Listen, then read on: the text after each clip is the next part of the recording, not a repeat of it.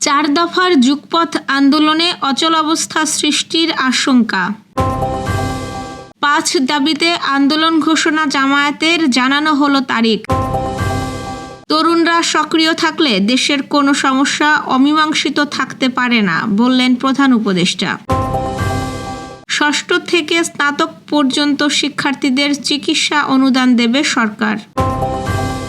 যশোরের পৃথক সড়ক দুর্ঘটনায় পুলিশ কর্মকর্তা সহ নিহত ৪।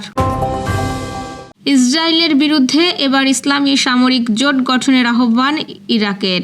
দর্শক, শুনছিলেন দিনের খবরের প্রধান প্রধান শিরোনাম, এবার বিস্তারিত। তার আগে আমাদের ইউটিউব চ্যানেল সাবস্ক্রাইব করুন এবং সব খবর পেতে ফেসবুক পেজ ফলো করে রাখার পাশাপাশি ওয়েবসাইট ভিজিট করুন। অবিলম্বে জুলাই সনদের বাস্তবায়ন সহ ৪ দফা দাবি আদায়ে কয়েকটি দলের যুগপৎ কর্মসূচি ঘিরে দেশে একটি অস্থিতিশীল পরিবেশ ও রাজনৈতিক অচলাবস্থা তৈরি হতে পারে। গতকাল রোববার সচিবালয়ে স্বরাষ্ট্র মন্ত্রণালয়ে আইন শৃঙ্খলা সংক্রান্ত কোর কমিটির সভায় এমন আশঙ্কার কথা বলা হয়। বৈঠক সংশ্লিষ্ট সূত্রের বরাত দিয়ে প্রথম আলো এমন খবর জানিয়েছে। প্রতিবেদন অনুসারে একটি গোয়েন্দা সংস্থার প্রধান বৈঠকে কয়েকটি রাজনৈতিক দলের যুগপৎ আন্দোলনে নামার প্রসঙ্গটি তোলেন। তিনি বলেন, জুলাই জাতীয় সনদ সহ সংশ্লিষ্ট অন্য বিষয়গুলোতে সমঝোতা না হলে রাজনৈতিক অচলাবস্থা তৈরি হতে পারে, অবরোধের মতো পরিস্থিতিতেও তৈরি হতে পারে। আলোচিত একটি দল এই আন্দোলনে নেই বললেও শেষ সময়ে তারাও যুক্ত হতে পারে। তখন একটি বৃহৎ রাজনৈতিক দল একা হয়ে পড়ার সম্ভাবনা রয়েছে। বৈঠকে সাম্প্রতিক সময়ে রাজধানীর বিভিন্ন এলাকায় আওয়ামী লীগ ও নিষিদ্ধ ছাত্রলীগের ঝটিকা মিছিল বেড়ে যাওয়ার বিষয়টি নিয়ে আলোচনা হয়। বৈঠকে একটি সংস্থার প্রতিনিধি বলেন, ফ্যাসিবাদ বিরোধী শক্তির মধ্যে ফাটল ধরার সুযোগ নিচ্ছে কার্যক্রম নিষিদ্ধ একটি দল। বিশেষ করে ডাকসু নির্বাচনকে কেন্দ্র করে ফ্যাসিবাদ বিরোধী শক্তির মধ্যে অনৈক্য প্রকটাকার ধারণ করেছে। আগে ঝটিকা মিছিল দেখলে ফ্যাসিবাদ বিরোধী শক্তি প্রতিরোধ করার চেষ্টা করত, যেটা এখন কমে গেছে। এতে করে ঢাকায় বিভিন্ন এলাকায় মিছিলের প্রবণতা বাড়ছে। ওই কর্মকর্তা আরও বলেন, ঝটিকা মিছিলে যারা আসছে তাদের বেশিরভাগই ঢাকার বাইরে বরগুনা, বরিশাল, গোপালগঞ্জ সহ বিভিন্ন জেলা থেকে আসছে বলে তার তথ্য পাচ্ছেন। জামায়াতে ইসলামীর পক্ষ থেকে পিআর পদ্ধতি সহ ৫ দফা দাবিতে নতুন কর্মসূচি ঘোষণা করা হয়েছে। আজ দলটির পক্ষ থেকে এই কর্মসূচির ঘোষণা দেওয়া হয়। দলটির নেতাদের বরাতে জানানো হয়েছে, পিআর পদ্ধতির বাস্তবায়ন, জাতীয় পার্টি ও ১৪ দলের নিষিদ্ধকরণ সহ ৫ দফা দাবি আদায়ের লক্ষ্যে আগামী ১৮, ১৯ ও ২৬ সেপ্টেম্বর দেশব্যাপী বিক্ষোভ কর্মসূচি পালন করবে জামায়াত। এ বিষয়ে জামায়াতে ইসলামীর নায়েবে আমির সৈয়দ আবদুল্লাহ মোহাম্মদ তাহের গণমাধ্যমকে বলেছেন, আমরা সংসদের উচ্চকক্ষ ও নিম্নকক্ষ উভয় ক্ষেত্রেই আনুপাতিক প্রতিনিধিত্ব পদ্ধতির বাস্তবায়ন চাই। তিনি আরও বলেন, রাজনৈতিক বৈচিত্র্য ও ন্যায্য প্রতিনিধিত্ব নিশ্চিত করতে পিআর পদ্ধতির কোনো বিকল্প নেই। জামায়াতের ৩ দিনের কর্মসূচির মধ্যে রয়েছে ১৮ সেপ্টেম্বর ঢাকায় সমাবেশ ও বিক্ষোভ, ১৯ সেপ্টেম্বর দেশের সকল বিভাগীয় শহরে বিক্ষোভ এবং ২৬ সেপ্টেম্বর সকল জেলা উপজেলায় বিক্ষোভ। অন্তর্বর্তী সরকারের প্রধান উপদেষ্টা অধ্যাপক ডক্টর মোহাম্মদ ইউনূস বলেছেন, আমি যুব সমাজের প্রত্যেক সদস্যকে আহ্বান জানাই, তোমাদের মেধা, শক্তি এবং সৃজনশীলতা দিয়ে সমাজের ও দেশের উন্নয়নে ভূমিকা রাখো। তোমাদের সাফল্য কেবল ব্যক্তিগত অর্জনে সীমাবদ্ধ না রেখে অন্যদের জন্য অনুকরণীয় দৃষ্টান্ত হোক। তিনি আরও বলেন, আমি বিশ্বাস করি তরুণরা সক্রিয় থাকলে দেশের কোনো সমস্যায় আর অমীমাংসিত থাকতে পারে না। আজ ইয়ুথ ভলান্টিয়ার্স অ্যাওয়ার্ড ২০২৫ অনুষ্ঠানে প্রধান অতিথি হিসেবে উপস্থিত হয়ে তিনি এসব কথা বলেন। তরুণরা দেশের চালিকা শক্তি উল্লেখ করে প্রধান উপদেষ্টা বলেন, আমি দৃঢ়ভাবে বিশ্বাস করি যখন একটি দেশের যুব সমাজ সক্রিয় থাকে, উদ্যমী এবং উদ্ভাবনী শক্তিতে বলীয়ান হয়, তখন কোনো প্রতিবন্ধকতাই তাদের অগ্রযাত্রাকে থামিয়ে রাখতে পারে না।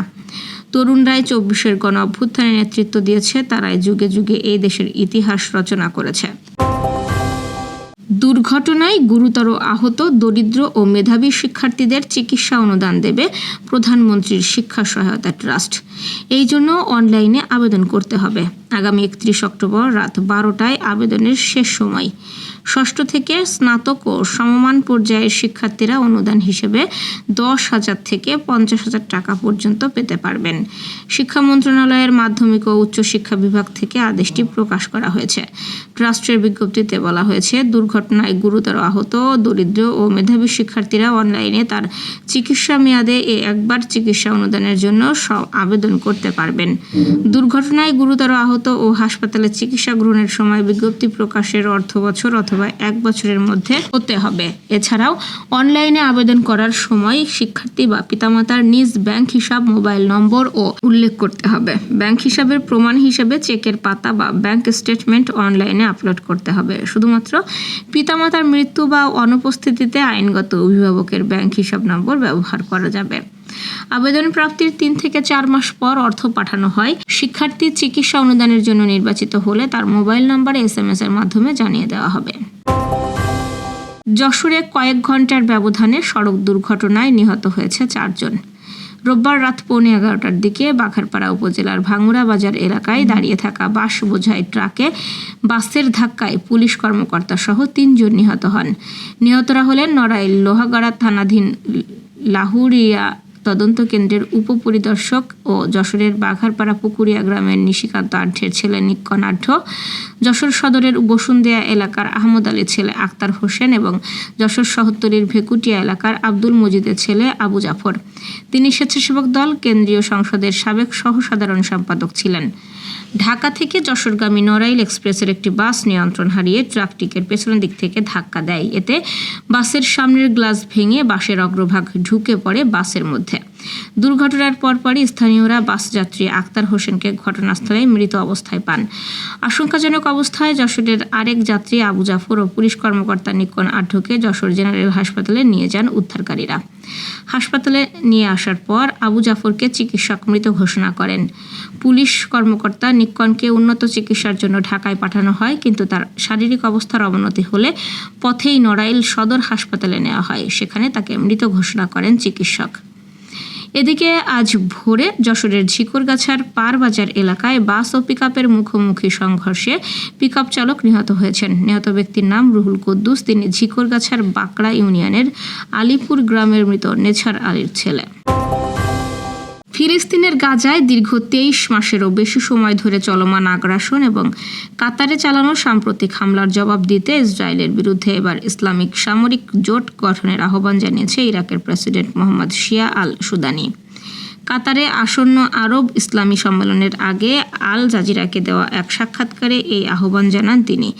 আজ সাক্ষাৎকারটি প্রকাশ করা হয়। ইরাকের প্রধানমন্ত্রী বলেন, গত মঙ্গলবার দোহায় ইসরায়েলের হামলায় 5 হামাস নেতা ও একজন কাতারি নিরাপত্তা কর্মকর্তা নিহত হয়েছেন।